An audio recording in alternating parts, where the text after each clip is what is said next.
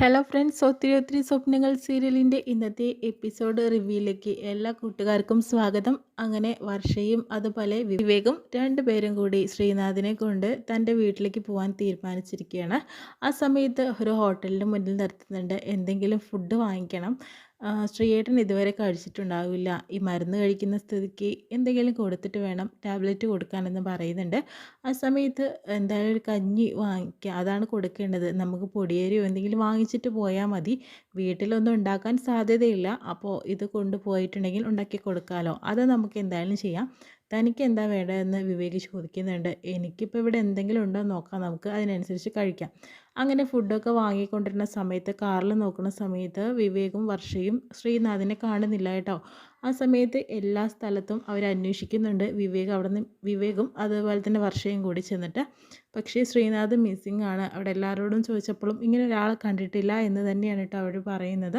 പെട്ടെന്ന് വർഷയ്ക്ക് നല്ല വിഷമാവുന്നുണ്ട്. ഇനി എന്ത് ചെയ്യും വിവേക്? എവിടെ പോയി ശ്രീയേട്ടനിൽ നിന്ന് എങ്ങനെ അന്വേഷിക്കുക? ഇനിയിപ്പോൾ ആകെ പ്രശ്നമാവുമല്ലോ എന്ന രീതിയിലൊക്കെ പറയുന്നുണ്ട്. ഒരു കാര്യം ചെയ്യാം, നമുക്ക് വീട്ടിലൊന്ന് പോയി അന്വേഷിക്കാം. അഥവാ അങ്ങോട്ട് പോയിട്ടുണ്ടോ എന്ന് അറിയില്ലല്ലോ. അങ്ങനെ വീട്ടിലേക്ക് പോകാനായിട്ട് കാറിൽ കയറുന്നുണ്ട്. പിന്നീട് വർഷയും വിവേകും കൂടി സംസാരിക്കുന്നത് വിവേകിനാകെ ടെൻഷനായിട്ടുണ്ട്. കാരണം എന്ന് വെച്ചിട്ടുണ്ടെങ്കിൽ അതായത് ശ്രീനാഥിനെ അവരുടെ സമ്മതത്തോട് കൂടിയിട്ടും അവർ നോക്കുന്ന ഉറപ്പോടു കൂടി തന്നെയാണ് ആ ഡോക്ടറെ ഡിസ്ചാർജ് ചെയ്തിട്ടുണ്ടായിരുന്നത്. കാരണം ഇവരുടെ അഡ്രസ്സാണ് അവിടെ കൊടുത്തിരിക്കുന്നത്. എന്തെങ്കിലും മിസ്സിങ് കേസ് ആയിട്ടുണ്ടെങ്കിൽ ആകെ പ്രശ്നമാവും. അതൊരു പോലീസ് കേസ് ആവാൻ വരെ വഴിയുണ്ട്. നമ്മൾ വിശ്വസിച്ച് മാത്രമാണ് ആ ഡോക്ടർ നമ്മുടെ കൂടെ ശ്രീനാഥിനെ പറഞ്ഞയച്ചത് എന്ന രീതിയിലൊക്കെയാണ് കേട്ടോ അവിടെ സംസാരിക്കുന്നത് കേട്ടോ. അതിന് നമ്മൾ എന്ത് ചെയ്യാനാണ്? നമ്മൾ ശ്രീയേട്ടനെ രക്ഷിക്കാനല്ലേ നോക്കിയത്. ഇപ്പം ഇങ്ങനെയൊക്കെ ആവുമെന്ന് അറിയോ? അത് നമുക്കല്ലേ അറിയുള്ളൂ, മറ്റാർക്കും അത് അറിയില്ലല്ലോ വർഷയെന്ന് വിവേക് വർഷയോട് പറയുന്നു. എന്തായാലും നമുക്ക് വീട്ടിലേക്ക് പോയി നോക്കാമെന്ന് പറഞ്ഞിട്ട് വീട്ടിലേക്ക് പോയി നോക്കുന്ന സമയത്തും അത് ലോക്കാണ്. അപ്പോൾ തന്നെ ഇവിടെ എത്തിയിട്ടില്ല. എന്തായാലും നമുക്ക് വേഗം പോയി നോക്കാം വേറെ എവിടെയെങ്കിലും എന്ന് പറഞ്ഞിട്ട് രണ്ടാളും കൂടി വീണ്ടും കാറിലോട്ട് കയറിയിട്ട് പോകുന്നു കേട്ടോ. പെട്ടെന്ന് തന്നെ ഇതെല്ലാം തന്നെ മല്ലിക കണ്ടുകൊണ്ടിരിക്കുകയായിരുന്നു. അപ്പോൾ ശിവ വരുന്നത് കാണുമ്പോൾ, എന്താ ശിവപ്പപ്പ ഇവിടെ നടക്കുന്നത്? എന്തൊക്കെയോ ഒരു പ്രശ്നം നടക്കുന്നുണ്ടല്ലോ. എന്തൊക്കെയാണ് നിങ്ങളീ പറയുന്നത്? വിവേക് സാർ ഇവിടെ വന്നു, എന്നെ സ്പീഡിലാണ് വന്നിരിക്കുന്നത്. കൂടെ വർഷപ്പാപ്പാവും ഉണ്ട്. പെട്ടെന്ന് തന്നെ വർഷ അങ്ങോട്ട് കയറിയിട്ട് വീട് പരിസരമൊക്കെ ഒന്ന് നോക്കിയതിന് ശേഷം അതേ കാറിൽ കയറിയിട്ട് പെട്ടെന്ന് അങ്ങ് പോയി. എന്താണെന്നൊന്നും നമുക്കറിയില്ല. ശിവപാപ്പ വിളിച്ചോ, സംസാരിച്ചോ, എന്തെങ്കിലും പറഞ്ഞോ എന്ന് ചോദിക്കുമ്പോൾ എന്നെ അവർ വിളിച്ചിട്ടോ സംസാരിച്ചിട്ടോ ഒന്നുമില്ല. അപ്പോൾ വർഷ അകത്തുണ്ടോ എന്ന് ചോദിക്കുന്നുണ്ട്. വർഷ അകത്തില്ല, വർഷ പോയി എന്ന് തന്നെ ഞാൻ പറഞ്ഞത്. അങ്ങനെ ശിവ വർഷയെ വിളിച്ചിട്ട് കാര്യങ്ങൾ അന്വേഷിക്കുന്നു. മല്ലികയൊക്കെ പറഞ്ഞല്ലോ നീ ഇവിടെ വന്നിട്ടുണ്ടായിരുന്നുവെന്ന്.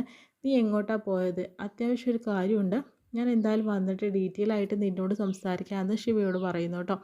അപ്പോഴത്തേനും പിന്നെ മല്ലികാക്കാനോട് ഒരഭിപ്രായം പറയാതെ ശിവ അകത്തേക്ക് കയറിപ്പോന്നു. ഇതെല്ലാം തന്നെ വേഗം പോയിട്ട് ധനപാലത്തിനോട് പറയുന്നുണ്ട് മല്ലിക. അതായത് വിവേക് വന്നു, വർഷയൊക്കെ വന്നു, പെട്ടെന്ന് അതേപോലെ തന്നെ തിരിച്ചു പോയെന്ന്.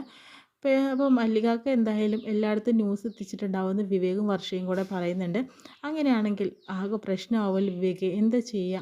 നോക്കട്ടെ, അച്ഛൻ വിളിക്കുന്നുണ്ട്, എന്താ നോക്കട്ടെ. അപ്പോഴത്തേനും അച്ഛൻ വിളിച്ചിട്ട് മോൻ ഇവിടെ വന്നിട്ടുണ്ടായിരുന്നോ? മല്ലിക പറഞ്ഞല്ലോ വർഷയുണ്ടോ കൂടെ എന്ന് പറയുമ്പോഴത്തേനും വർഷ അപ്പോൾ അങ്ങനെ പറയുന്ന സമയത്ത്, അല്ല മല്ലിക വർഷയും കണ്ടിട്ടുണ്ടായിരുന്നു, വർഷ കൂടെ വന്നു, പക്ഷെ അവളിപ്പോൾ ഡ്യൂട്ടിക്ക് പോയി, ഞാൻ ഒരു സ്ഥലം വരെ പോവുകയാണ്, പെട്ടെന്ന് തന്നെ വരാനായിട്ട് നോക്കാം അച്ഛാ എന്ന രീതിയിൽ പറയുന്നുണ്ട് കേട്ടോ.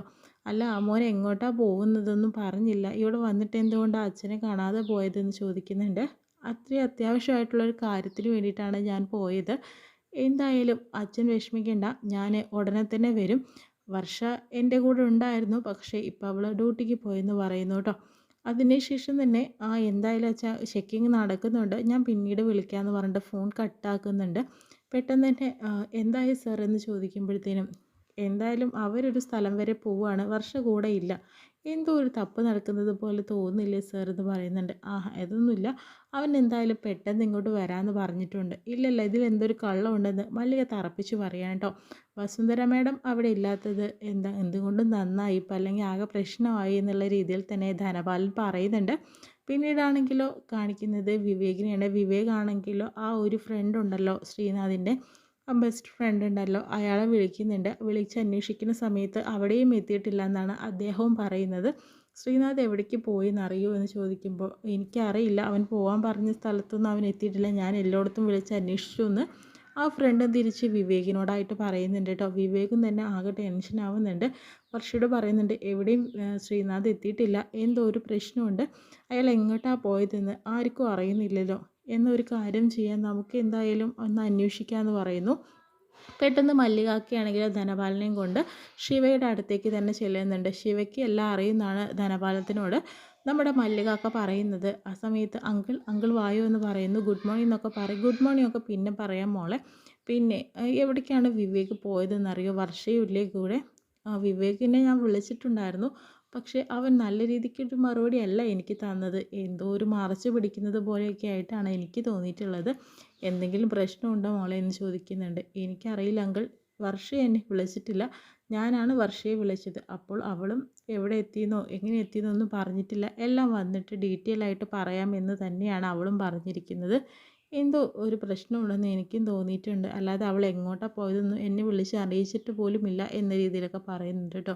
എന്തെങ്കിലും അറിയുകയാണെങ്കിൽ അങ്കിളിനെ അറിയിക്കാം എന്ന രീതിയിലും ശിവ പറയുന്നു. പക്ഷേ ശിവയ്ക്കും ആകെ സംശയം, ഇതിപ്പോൾ എന്താണ് ഇവിടെ സംഭവിക്കുന്നത്? അവർ വന്നിട്ട് പോയെന്ന് പറയുന്നു, അവൾ എന്തോ പറയാനുണ്ടെന്നും പറയുന്നുണ്ട്. ആകെ ടെൻഷനായി നിൽക്കുകയാണ് കേട്ടോ ശിവ. അതിനുശേഷം വീണ്ടും മല്ലികാക്ക ധനപാലത്തിനോട് പറയുന്നുണ്ട് എന്തൊക്കെയോ പ്രശ്നങ്ങൾ നടക്കുന്നുണ്ട്. ഇപ്പോൾ സാറിനും മനസ്സിലായില്ല, ആ ശിവയ്ക്ക് എല്ലാ കാര്യങ്ങളും അറിയാം. ശിവ എല്ലാവരെയും പറഞ്ഞ് പറ്റിക്കുകയാണ്. അവൾ അറിയാതെയൊന്നും വർഷം എങ്ങോട്ടും പോവില്ല, അത് പറയേണ്ടെന്ന് പറഞ്ഞിട്ട് തന്നെയാണ് ആരും ഒന്നും സംസാരിക്കാതെ അവിടെ നിന്നത്. സാറിനെ പറ്റിക്കുകയാണെന്ന് പറയുന്നു.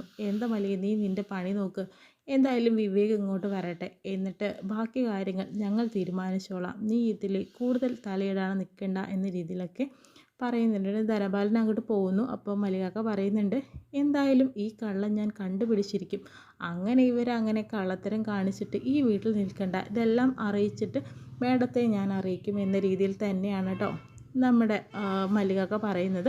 പിന്നീടാണെങ്കിൽ വിവേകും വർഷയും കൂടി നമ്മുടെ ശ്രീനാഥിനെ അന്വേഷിച്ചുകൊണ്ട് നടക്കുകയാണ്. പക്ഷെ അവിടെ ഒന്നുമില്ല. അപ്പോൾ വിവേകിനോട് വർഷ പറയുന്നുണ്ട് വിവേക് ഇവിടെയൊക്കെ അന്വേഷിക്കുക, ഞാനൊരു കാര്യം ചെയ്യാം, ഞാൻ ആലപ്പുഴ വരെ ഒന്ന് പോയിട്ട് അന്വേഷിച്ചിട്ട് വരാം, എന്താണെന്നറിയാലോ കാര്യങ്ങളെന്ന് പറയുന്നുണ്ട്. അവിടെയെങ്കിലും ശ്രീയേട്ടൻ ആ ഹോസ്പിറ്റലിൽ എത്തിയിട്ടുണ്ടോ എന്ന് അറിയാലോ, അത് വേണം, അത് റിസ്ക് ഉള്ള പണിയാണ്, പക്ഷേ അത് നല്ലൊരു കാര്യം കൂടിയാണ്. അതുവഴി പോയിട്ടുണ്ടെങ്കിൽ നമുക്കറിയാൻ പറ്റും, രണ്ടുപേരും ഒരേ സൈഡിൽ കൂടെ പോയി കഴിഞ്ഞാൽ മറ്റേ സൈഡിലൂടെ ശ്രീനാഥ് വരുന്നുണ്ടോ ഇല്ലയെന്ന് പോലും നമുക്കറിയില്ല. രണ്ടുപേരും രണ്ട് വഴിക്ക് അന്വേഷിക്കുകയാണെങ്കിൽ ചിലപ്പോൾ ശ്രീനാഥിനെ കണ്ടെത്താനായിട്ട് സാധിക്കുമെന്ന് പറയുന്നുണ്ട് കേട്ടോ. എന്നൊരു കാര്യം ചെയ്ത് താൻ ഇറങ്ങിക്കോ എന്ന് പറയുന്നു. അപ്പോൾ തൻ്റെ കയ്യിൽ പൈസ ഉണ്ടോ എന്ന് ചോദിക്കുമ്പോൾ ഫോണിൽ എന്തായാലും ഇപ്പോൾ ചാർജായി, അപ്പോൾ എന്തായാലും ഞാൻ GPay ചെയ്തോളാം, ഞാനൊരു ഓട്ടോ വിളിച്ചിട്ട് പോകാനായിട്ട് നോക്കുകയാണെന്ന് പറയുന്നു. ആ സമയത്ത് ഒരു ഓട്ടോ അവിടെ വരുന്നുണ്ട്. അന്വേഷിച്ച് തന്നെ വിവേക് കാറിനകത്തുമുണ്ട് അന്വേഷിക്കാൻ വേണ്ടിയിട്ട്. ഓട്ടോയിൽ കയറിയിട്ട് വർഷ ആലപ്പുഴയിലോട്ട് പോകുന്നുണ്ട് കേട്ടോ. വിവേകാണെങ്കിലോ ആകെ ടെൻഷനായിട്ട് നിൽക്കുന്നുണ്ട്. എന്തായാലും ഇത്രയും കാണിച്ചുകൊണ്ടാണ് ഈ എപ്പിസോഡ് വിശേഷം കഴിയുന്നത്.